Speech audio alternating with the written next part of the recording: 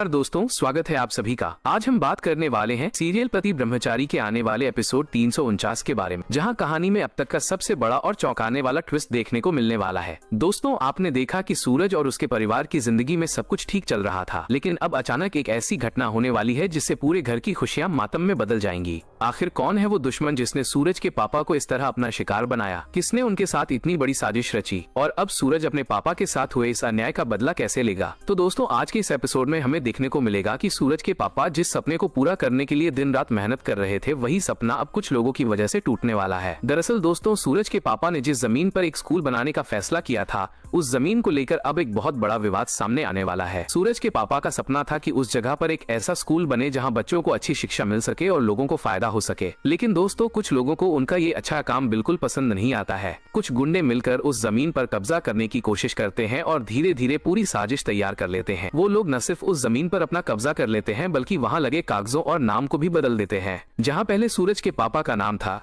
वहां अब उन लोगों ने अपना नाम लिखवा दिया। जब सूरज के पापा को इस बात की जानकारी मिलती है तो उन्हें बहुत बड़ा झटका लगता है। उन्हें यकीन नहीं होता कि कोई उनके साथ इतनी बड़ी धोखाधड़ी कर सकता है। वो सोचते हैं कि ये सिर्फ एक जमीन का मामला नहीं है, बल्कि उनके सपने और मेहनत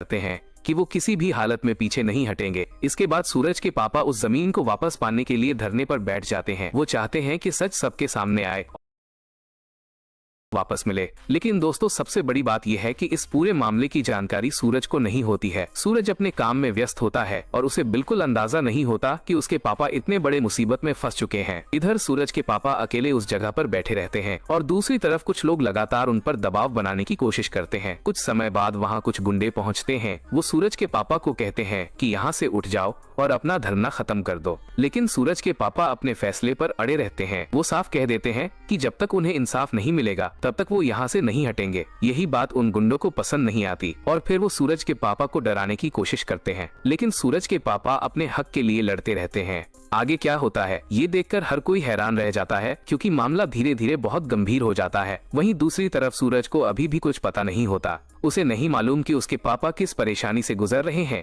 लेकिन दोस्तों, किस्मत में शायद कुछ और ही लिखा होता है, क्योंकि अब एक ऐसी घटना होने वाली होती है जो सूरज की पूरी जिंदगी बदल देगी। वहीं दोस्तों, दूसरी तरफ सूरज को बिल्कुल भी अंदाजा नहीं होता कि उसके पापा के साथ इतना बड़ा हादसा हो चुका है। सूरज अपनी जिंदगी की परेशानियों में उलझा हुआ होता है और उसे नहीं पता होता कि उसके परिवार पर दुखों का पहाड़ टूटने वाला है। उधर जब गुंडे सूरज के पापा को डराने की कोशिश करते हैं, लेकिन वो अपने फैसले से पीछे नहीं हटते। वो जानते हैं कि अगर आज वो चुप हो गए तो ना सिर्फ उनका हक छिन जाएगा, बल्कि उनका सपना भी हमेशा के लिए खत्म हो जाएगा। लेकिन दोस्तों, कहानी में अब सबसे बड़ा मोड़ आता है, क्योंकि कुछ समय बाद वही लोग सूरज के पापा के साथ ऐसी हरकत कर देते हैं जिसके बारे में किसी ने सोचा भी नहीं था। वो लोग सूरज के पापा को वहाँ से उठा लेते हैं और उनके साथ बहुत बुरा व्यवहार करते हैं। इसके बाद वो उन्हें एक बोरे में डालकर सूरज के घर के बाहर छोड़ जाते हैं, ताकि पूरे परिवार को इस बात का पता चल सके। इधर घर में सूरज ईशा जी से फोन पर बात कर रहा होता है। दोनों के बीच बातचीत चल रही होती है, लेकिन तभी अचानक पूरन भाई की आवाज आती है। पूरन भाई घबराए हुए सूरज को आवाज देते हैं और कहते हैं कि सूरज जल्दी यहाँ आओ। सूरज को कुछ समझ नहीं आता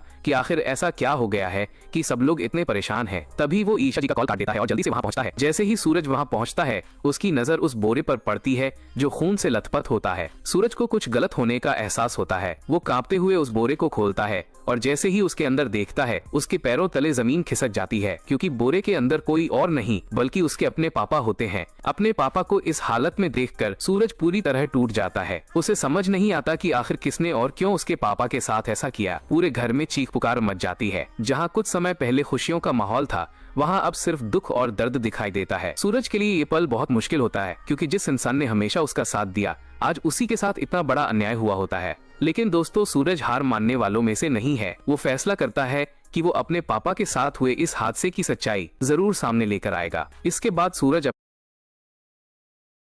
से आदेश देता है कि किसी भी कीमत पर पता लगाया जाए कि आखिर उसके पापा के साथ ये सब किसने किया। सूरज के मन में अब सिर्फ एक ही सवाल होता है कि आखिर उसका दुश्मन कौन है। क्या ये सब मंत्री जी की चाल है? क्या किसी ने अपनी पुरानी दुश्मनी निकालने के लिए सूरज के पापा को अपना निशाना बनाया है, या फिर इस पूरी साजिश के पीछे कोई और बड़ा नाम छुपा हुआ है? वहीं दूसरी तरफ ईशा जी भी काफी परेशान होती हैं। उन्हें समझ नहीं आता कि आखिर सूरज के घर में अचानक ऐसा क्या हो गया है। अब आने वाले एपिसोड में देखने को मिलेगा कि सूरज कैसे अपने पापा के साथ हुए इस अन्याय का सच पता लगाएगा और कौन होगा वो असली चेहरा जो इस पूरी साजिश के पीछे है। तो दोस्तों आपको क्या लगता है, सूरज के पापा के साथ ये सब किसने किया होगा? क्या इसके पीछे मंत्री जी का हाथ है या फिर कोई और बड़ा दुश्मन है? अपनी राय हमें कमेंट करके जरूर बताइए। अगर आपको ये कहानी पसंद आई हो तो वीडियो को लाइक करें और चैनल को सब्सक्राइब जरूर करें, क्योंकि ऐसे ही सीरियल के आने वाले ट्विस्ट और अपडेट सबसे पहले जानने के लिए हमारे साथ जुड़े रहिए। मिलते हैं अगली वीडियो में एक और नई कहानी और नए ट्विस्ट के साथ। तब तक अगर आपको वीडियो अच्छा लगा तो लाइक और सब्सक्राइब अवश्य कर दें।